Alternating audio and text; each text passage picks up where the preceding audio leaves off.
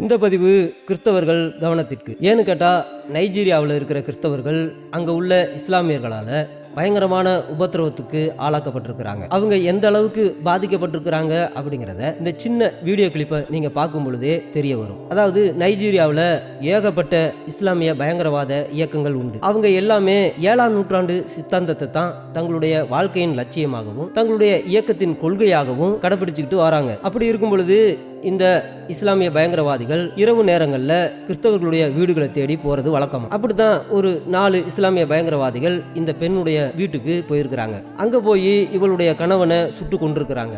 அதுக்கடுத்து இவளுடைய 2 பசங்களையும் சுட்டு கொண்டிருக்கிறாங்க. அதுக்கப்புறம் இவங்களை கற்பழிக்க முயற்சி செஞ்சிருக்கிறாங்க. அப்ப அந்த பெண்மணி அதுக்கு தடுத்ததுனால அவளுடைய வலது கையை பிடிச்சு அவளுடைய மணிக்கட்டுகளை அறுத்து தூக்கி எரிஞ்சிட்டு அந்த ரத்த கலரியோட அந்த பயங்கர வேதனையில இருந்த அந்த பெண்ணோட அந்த 4 பேரும் அந்த கேவலமான வேலையை செஞ்சிருக்கிறாங்க. கடைசியில அவங்க மயக்க நிலைக்கு போனதுமே இவ செத்து போயிட்டா அப்படின்னு சொல்லிட்டு எந்திரிச்சு போயிட்டாங்களாம். இதுதான் அங்க உள்ள கிறிஸ்தவர்களுக்கு இஸ்லாமியர்கள் செய்கிற கொடூரம். இதுவரைக்கும் கிட்டத்தட்ட 10 வருஷத்துக்குள்ள 50,000க்கும் மேற்பட்ட கிறிஸ்தவர்களை கொண்டு இருக்காங்களாம். 1800க்கும் மேற்பட்ட சர்ச்சுகளை எரிச்சு அழிச்சு நாசமாக்கி இருக்கிறாங்களாம். அதே போல 2200க்கும் மேற்பட்ட கிறிஸ்தவ பள்ளிக்கூடங்களை எரிச்சு அழிச்சு நாசமாக்கி இருக்காங்களாம். இந்த 2025க்குள்ள மட்டும் இந்த 10 மாசத்துல 7,000 கிறிஸ்தவர்களை கொண்டு இருக்காங்களாம். இதுல ஆயிரக்கணக்கான பேரை கடத்திட்டு போயிருக்கிறாங்களாம். அதெல்லாம் கணக்குலயே வரலையாம். காணாம போனவங்களும் கணக்கெடுப்புல வரலையாம். இதை பத்தி இந்த பயங்கரவாதிகிட்ட கேட்டா